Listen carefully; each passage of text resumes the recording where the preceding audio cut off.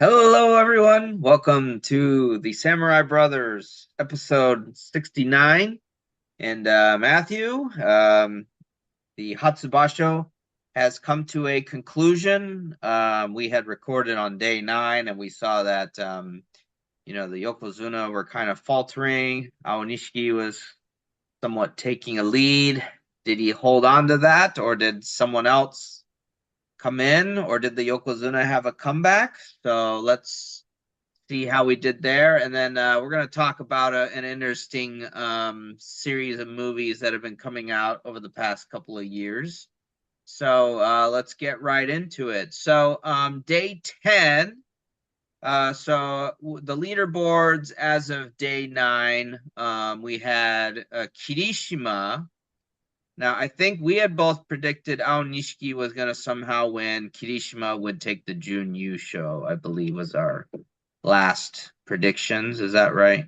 Yes. Yeah. So the leaderboards after day 9, Kirishima was the sole leader, and he was followed by 6 people at 7 and 2: Aonishiki, Atami Fuji, Fujinokawa, Abi, Shishi, and Oshomi. So as we got into day 10, just kind of going, working our way up the list. Abi won his match, and he knocked off Oshomi. Shishi also won. And then Tamawashi got a 4th win on day 10, and this essentially tied him with Musashimaru on the all-time Makuuchi wins list at 706. Which, that's given his longevity, that's quite a feat to speak of. Because, you know, on that record list right now, he is the only wrestler ranked below Ozeki, having never made Ozeki, who it has managed to be on that list. Matthew, your thoughts on that before we finish up? And he's just kept steadily going and he's managed to remain injury free, which is not something any of the greats can say because towards the end of, for example, his run Hakuho was sitting out on a regular basis. Yep. So was several other Yokozuna. And so yeah, so he's accomplished something because he's been able to remain injury free and has just kept on going. Yep. So So we had what was technically an upset for day 10, which was that Kotozakura did beat Kirishima. And the thing about this, even though Kotozakura is the Ozeki and Kirishima is the Sekiwake, Kirishima has a winning record against Kotozakura. So this, in a way, could be styled as an upset. And then you had Aonishiki. He maintained his pace, as well as Atami Fuji did, who scored a Kimboshi upset against Yokozuna Ono Sato. So the leaderboards as of day 10 were Aonishiki, Kirishima, Atami Fuji, Abi, and Shishi all at 8 and 2, followed by 7 other wrestlers at 7 and 3. So the Yusho line has gone down again, which we've all seen. The average number of wins over the last, I don't know, probably, I think post Hakuho, the level of wins needed to win the Yusho has obviously gone down.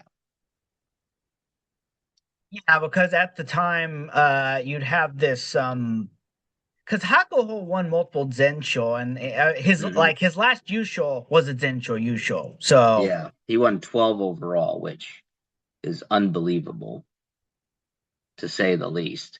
So then what do we have on day 11? So first we had an 8 and 2 matchup, Shishi and Abi, right down at the bottom of Makuuchi. Abi came out victorious on that one.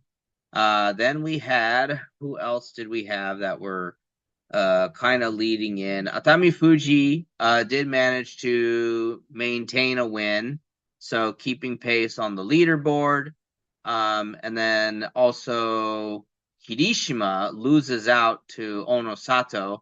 Onosato, not doing great, but managing to somehow uh, somehow soldier through that shoulder injury that he has. So he knocks Kirishima off the pace, and then Aonishiki also manages to win.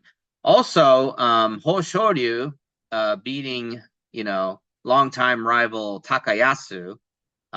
So he also maintains pace in the Yusho race. So after day 11, we have Aonishiki, Atami Fuji, and Abi at 9 and 2, followed by Hoshoryu, Kirishima, Shishi, Asanoyama, and Oshomi at 8 and 3. So Kirishima obviously starting to lose the pace there, as we're seeing.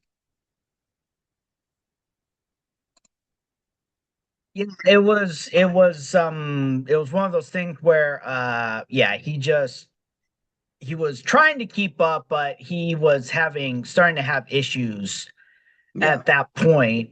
And then surprisingly, it's an injured Ono Sato. So yeah. So then going into day 12, who we have. So again, we had like as many as 8 people in the immediate Yusho race there. Asanoyama picks up a win against the tough small guy Fujinokawa. Oshomi also manages to get a win. And then we're also counting into Shishi, Aonishiki's fellow countryman. And then Kotozakura manages to play the spoiler by beating Abi. And so Abi is knocked off pace there.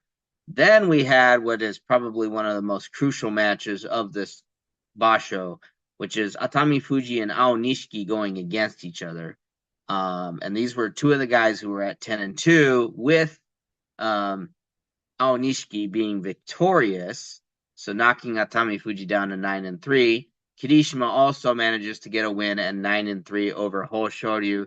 I really had a feeling that, just with how unpredictable Hoshoryu has been in some of his matches, that this was going to happen, that Kirishima would get that win over him. And then we had Ono Sato at the end, injury battered, but managing to get a win over Takayasu and getting his Kachikoshi for the Basho. So it's kind of things are still going crazy, Matthew, but after day 12, we only have one leader in Aonishiki at 10 and 2. So your thoughts?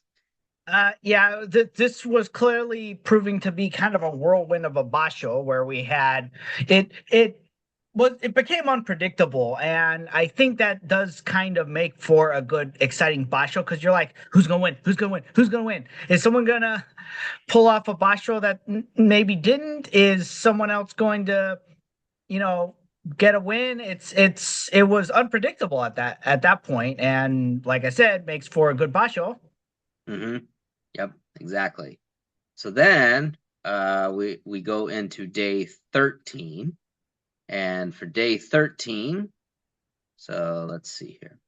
So then this is the first round of the top 4 wrestlers on the Banzuke matching up. So at that point, unless something drastically happens, the NSK normally does not like to change that round robin at that point. So basically, it's now we're in that phase of the Basho where it's based on the ranks, it's the Yokozuna and the Ozeki are now facing each other.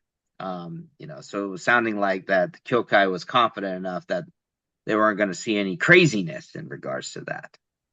Well, and to be fair, at that point in the basho, well, Koto Zakura probably wasn't going to win, but everyone else was kind of still somewhat in contention and Yeah. at respectable records at that point. So Mm-hmm.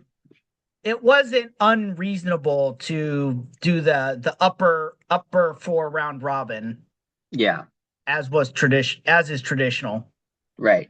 So we did have kind of the leaderboards, matching up. So we had a 9 and 3 matchup between Atami Fuji and Abi. Atami Fuji came out of this victorious, so he's 10 and 3, and he's in the group of people chasing Aonishiki, the leader. Then we had let me see here. Also, Kirishima was matched up against Shishi, and Kirishima was victorious in this sense, so he maintains pace with Aonishiki as well.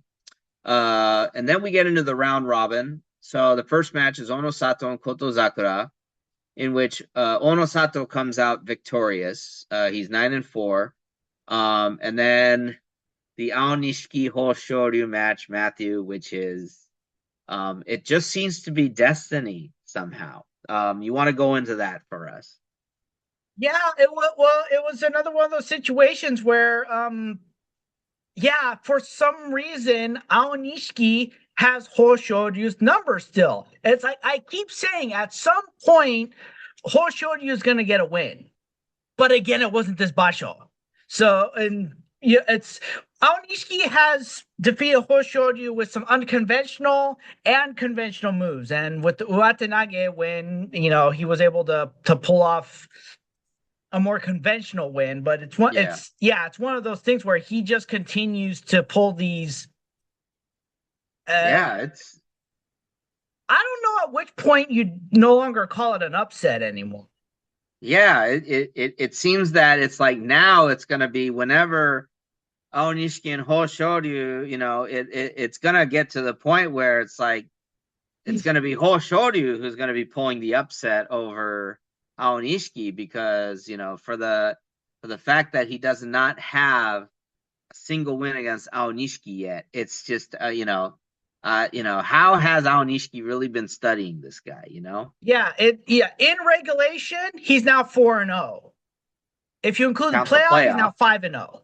Mm-hmm. Yeah, So he's beaten him every single time he's faced him, yeah. including that first time when he got Kimboshi. So that puts Aonishiki in the lead at 11-2, and chasing him Kirishima and Atami Fuji at 10-3. And then 9-4, there are 6 people also chasing, technically still in the race, including Onosato at 9-4. So we get into day 14, and I'd have to say, the festivities, or I wouldn't call it festivities, it's just the chaos. The chaos just continues at this point. So we go into so we had a 9-4 matchup between Hiradomi and Oshomi. So just depending on how the results of the last part of the day goes, the 10-4 people could still be in the race. Now, Oshomi came out on top, so he is 10-4. A couple matches later, this was not a Yusho race match, but Tamawashi did pick up his 5th win of the Basho, and he is officially now in 9th place ahead of Musashimaru on the all-time Makuuchi wins list. And again, Matthew, just a testament to his, like you said, staying injury free, and just the longevity. And I think for Tamawashi, so kind of we'll come back soon to talk about who he's going to be chasing once we're done with talking about who has won the Basho here. But congratulations to him on that. Then we get into so then what happens? Atami Fuji and Kirishima, and this is a match of fate to determine who's going to be. So basically, they matched this up, and this was to prevent the Yusho from being won on day 14 if Aonishiki emerges victorious. And it was Atami Fuji who came out on top to be at 11-3. So he still got a shot at claiming the Yusho as well. Kirishima takes a huge step back to 10-4. Then we have Abi, who is also still in the pack, takes on Takayasu all the way up at the top of the Banzuke, and he emerges victorious from that to be 10-4. And then we have I would like to know, Abi was surprisingly technical this Basho. Yes, yes, I Because think so. Although, normally he's a body man, but he was very technical throughout this although basho, and that I, win I against Takayasu with the Okuri Dashi is another example of how technical he was this basho. yeah, So yeah. Although I think I did see a couple, maybe one or two wins that were by Henka. I'd still call that a technical. It's like I know that the Kyokai frowns upon that, but it's still technically a win's a win. Yes, a win It's is a like win. if you don't like how someone does things, then Yeah, don't oh, do it's simple, it. change the rules. But they haven't Yeah. changed the rules. They're just like it's again. It goes back to that passive aggressive, Japanese culture where it's like they want you to do something, but you're not required to do something. So They'll allow it, but it's like, why'd you do that? yeah, All right. So round two of the round round robin. robin, the Yokozuna Ozeki round robin. Hoshoryu and Kotozakura matchup first. Um, Not surprising that Hoshoryu would get the win. Kotozakura at this point, he's got his Kachikoshi, so he doesn't have to worry about fighting too much. So it's like, although in this particular match, Kotozakura actually did give Hoshoryu a run for his money, and it was that leg, that inside leg, that really got Hoshoryu the win there on that Watenage. And boy, that was a beautiful throw, actually. Yeah, yeah, it's one of those things where yeah, your leg work is almost as important as your hand fighting ability. Yeah, yeah. So Hoshoryu is now 9-5. Kotozakura 8-6. So and then this matchup, Aonishiki and Onosato matching up. If Aonishiki can win, the usual race is just down to him and Atami Fuji. But similar to how Aonishiki dominates Hoshoryu, Aonishiki is on the opposite end of his rivalry with Onosato. Matthew, your breakdown of this match. Yeah, it's another one of those things where at some point Onishi is gonna get the win, but even while injured, Onosato still has Aonishi's number. And before that, it's like he always does what you're supposed to do with Aonishi. Aonishi always comes in low, always comes in for those lower attacks, always goes in for the Mawashi. Onosato knows that, and so he's like, okay, well, I just use my strength, I get into the Tachi with him, and I get him out of his low stance. Yeah, and And that was quite something yeah, for Onosato to be able to do. And boy, man, it's like that seems to be, injury. That was a showing of kind of injury-free type Onosato movement. Like he just bulldozed him. And, yeah, and that's another thing like is you that said, he's able to pull something that Hoshoryu doesn't. Onosato is a taller guy when it comes to Rikishi. He's not as big as I'm not sure if it's Shishi or Kinbozan who's the tallest. It's got to be one of those two guys. But he's kind of on the taller side, but he's technical. He's also technical, which makes a pretty dangerous combination. And it's obviously worked because he's a Yokozuna. So yeah, that's something that Hoshoryu doesn't have. He's kind of height wise, he's kind of average. And right, Aonishi's not that much shorter than him. So he's not able to pull off what Onosato and anyone else who's taller can do.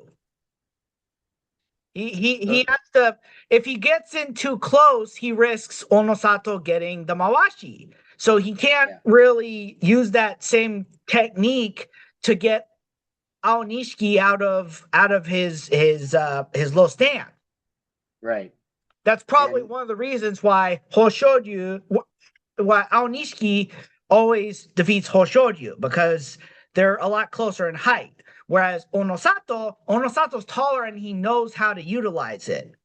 he never lets Onosato get in, because if Onosato gets close, then he's gonna try doing those thigh or knee taps, which is what takes out taller, bigger guys. Yeah. So this totally blows the Yusho race wide open, because then that means that at 11-3, Aonishiki, Atami Fuji are in, but then suddenly you got four guys at 10-4 also having a chance for the Yusho, which is Onosato, Kirishima, Abi, and Oshomi. I So, should note that when I saw those results, I actually looked it up and I was like, I wonder what the largest playoff is. So they have a format for 12, but the largest in recent history was like in 2001, where in one tournament they had 8. I think down in the Juryo, right? You're referring to that one? What was it? Was it in Jurio? Yes, there was an 8-way playoff that happened in Juryo where all the leaders were 9-6. Okay, well, I guess well, I was okay then. I guess the I think the largest in largest now I think the largest they've got some big ones in like Makushita though, right? Because I've oh read, yeah, yeah. Yeah, because they only do 7 matches, and if you're and Makushita is huge. It's like what, 100 people or something like that. Makushita has 120, but typically Jonidan is considered the largest with like 200 and something. It Well, depends on yeah, those are huge divisions. So if you have multiple guys going 7-0, that can, I think I although saw like there might have been like a 4 round playoff or something like that. well back when the sumo had a way more people, yes, there used to be like 4-man playoffs out in the Jonidan, but it's not so much that anymore. In fact, what it looks like was that down in the lower ranks this time, they only had one playoff, and that was because down in Jonokuchi, two guys from the same Heya finished 7-0.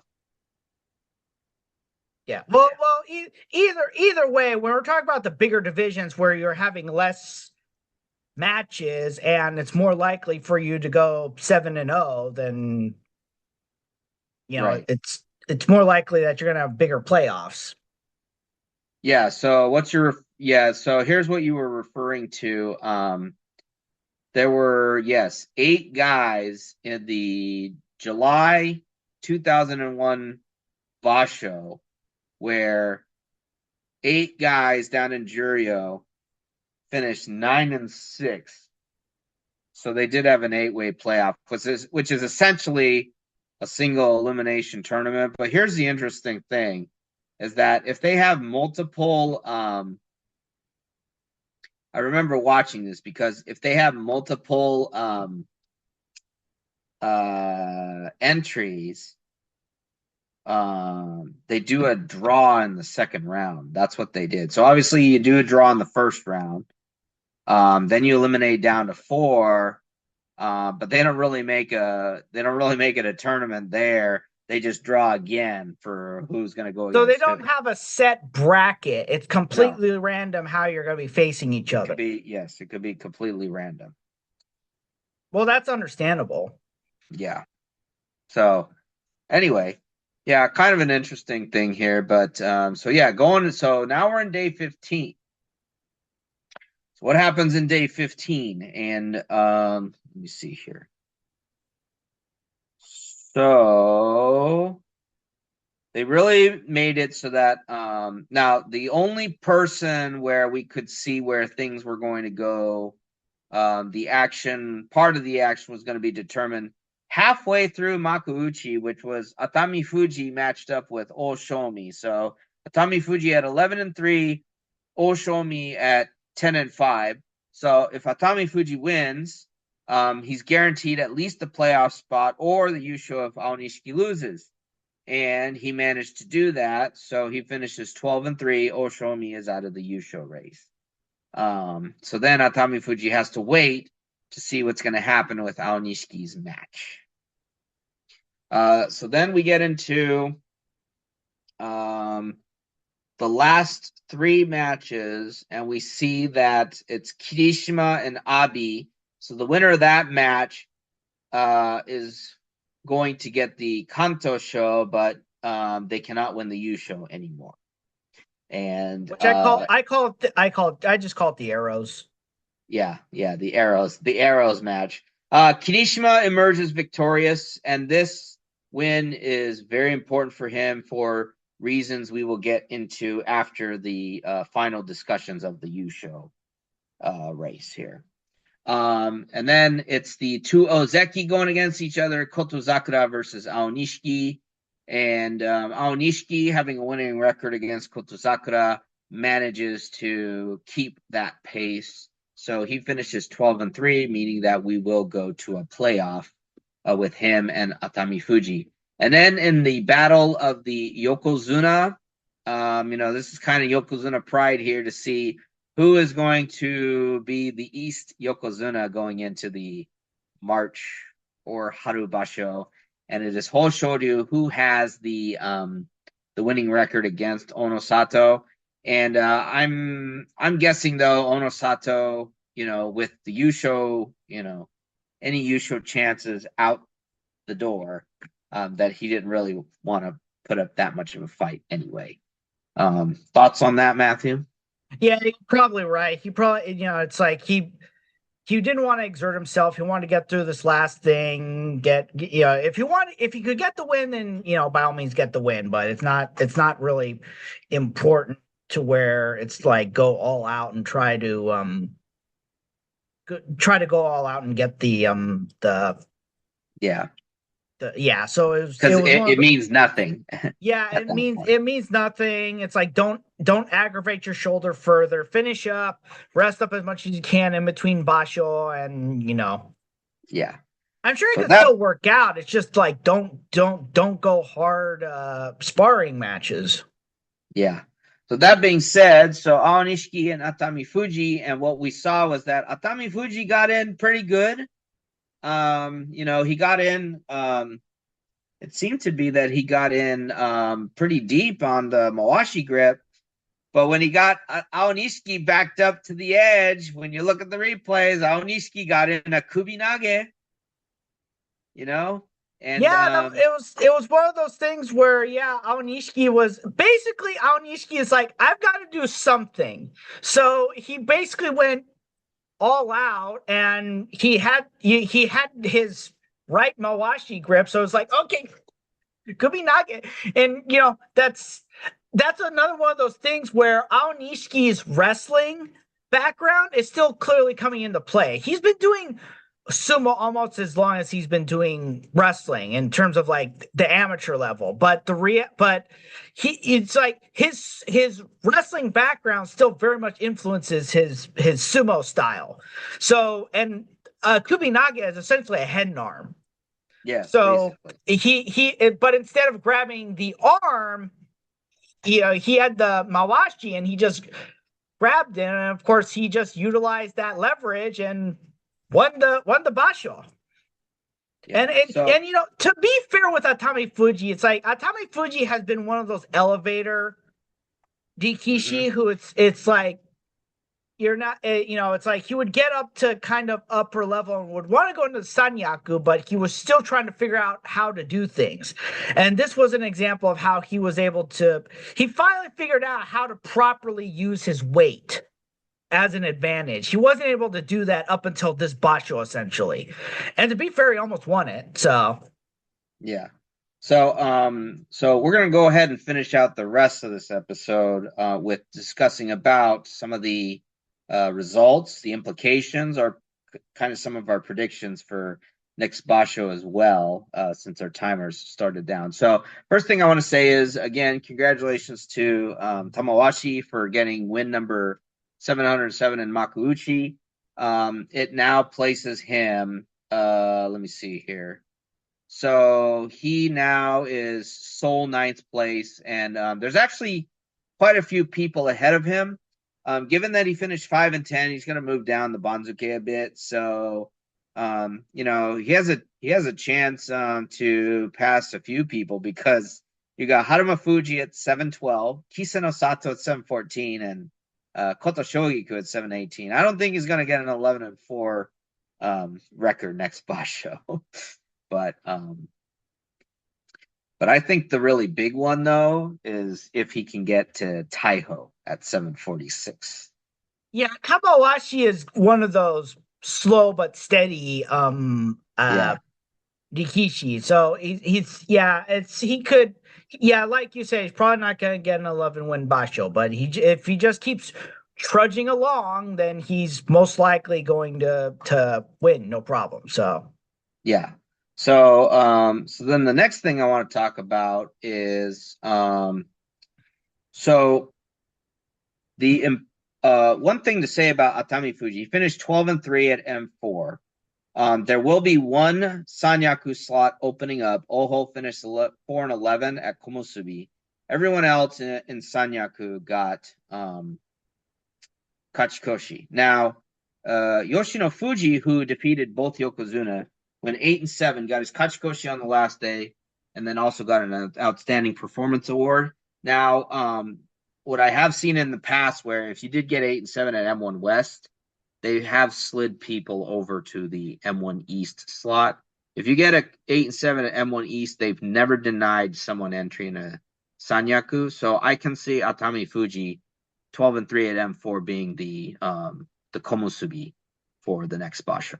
yeah, I'm gonna predict that same thing because Yoshino Fuji, it's like, yes, he got the two Kimboshi back to back, but he was M West and he's only barely got 8-7. Tommy Fuji at M4 one was the runner up. Yeah. So I think he's probably more deserving of the remaining Komusubi slot than Yoshino Fuji is. It's like, by all means, Yoshino Fuji, keep going. But yeah, I don't think he's I don't think he's ready yet. He is, like I said, barely got it. I mean, congrats because he's never had a losing basho, but he still just barely got it. He was behind at one point. Yeah.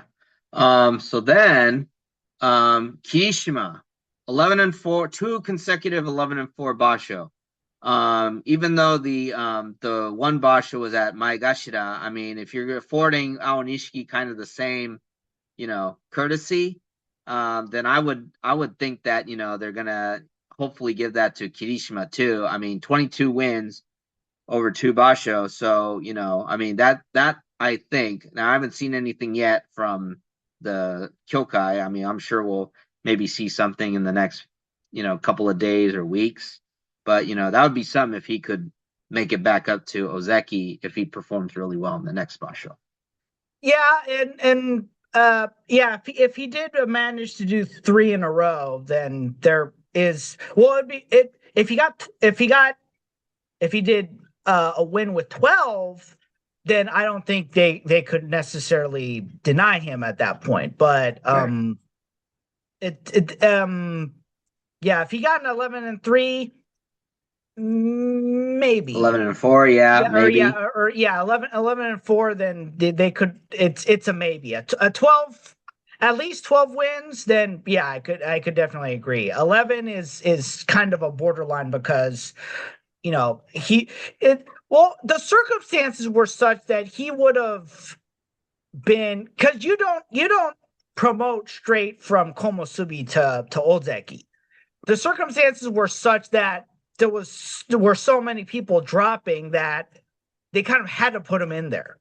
So it's granted the circumstances is kind of understandable, but if this were,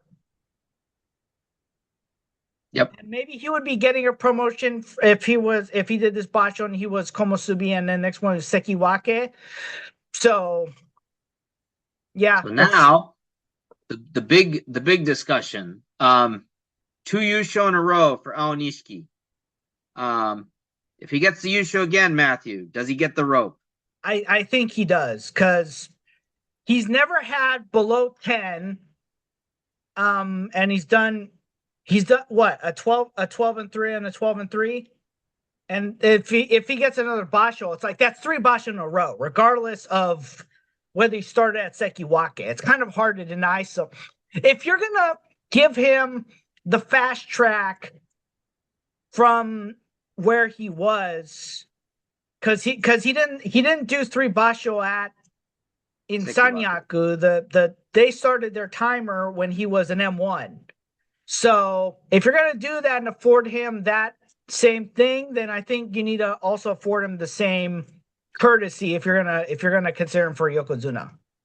So So so yeah, there is a definitely major if he wins the next Basho, definitely. there's a major figure in sumo history that only spent two basho at Ozeki before being promoted to Yokozuna, and that was the one and only Futabayama, who had the 69 win streak. He won both Yusho at that rank before being promoted. So again, Aonishiki is just something else. You know, he's pure talent, pure grit, just He getting it is, and done. he would be kind of smaller guy in a while to I mean, you well got I Hoshodu. what Hoshodu is a smaller guy. yeah, well, shorter. Let's just say Yeah, that because he is shorter than Hoshoryu, not yeah. by much, but Well, so with that being said, we've now run out of time for today. But yeah, this was pretty exciting to see these last 15 days. So next week, One Piece, the new chapter will be back, and we should be getting right back into the action of the Straw Hats and Elbaf versus the God Knights. So with that being said, congratulations to Aonishiki for another U show, and we'll be talking more about everything that's going to be happening. So until next time, folks, thank you for tuning in. We will see you again.